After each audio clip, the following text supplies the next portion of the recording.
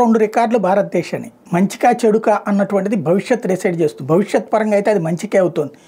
ప్రస్తుత సందర్భంలో కూడా అదే రికార్డులు అవుతుంది. ఒకటి జనాభా పరంగా ప్రపంచంలో నెంబర్ 1 చైనాని కూడా దాటేసాం మనం.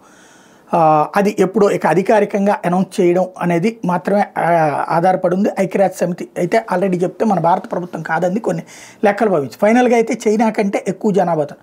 అదే సమయంలో ప్రపంచంలో ప్రజాస్వామ్య దేశాల్లో అత్యధిక ఓటర్లు కలిగినటువంటి దేశంగా భారతదేశం రికార్డు సాధించింది ప్రపంచంలోనే. ఎందుకంటే ప్రపంచంలో అనేక చోట్ల నియంత్రిత దేశం, ఇప్పుడు అమెరికా అదే చైనా వచ్చేటప్పటికి నియంత్రిత దేశం, అది అక్కడ ఓట్లు లేదు, వాళ్ళ పెండాకుడు లేదు. ఎందుకంటే అక్కడ జరిగేదంతా కూడా ఏకంగా రాజకీయ పార్టీగా ఒక్క కమ్యూనిస్ట్ పార్టీ తప్పించి మరొక ప్రత్యర్థే ఉండడు. ఇంకా అందులో ఓట్లేంది, అక్కడ ప్రజలకి ఓట్లేంటి, అక్కడేముండదు. అదే ఇండియాలో వచ్చేటప్పటికి ఎలక్షన్ ఉంటుంది, ఓటు ఉంటుంది. అమెరికాలోనైనా యూరోప్ దేశాల్లోనైనా ఉంటుంది. ఈవెన్ మన దరిద్రపు పక్కన ఉన్నటువంటి పాకిస్తాన్ దేశంలో కూడా ఎలక్షన్ జరుగుతుంటాయి. బట్ ఇలా ఎలక్షన్ జరిగే దేశాల్లో చూసుకుంటే అత్యధిక ఓటర్లు కలిగినటువంటి ప్రజాస్వామ్య దేశంగా భారతదేశం రికార్డు సాధించింది.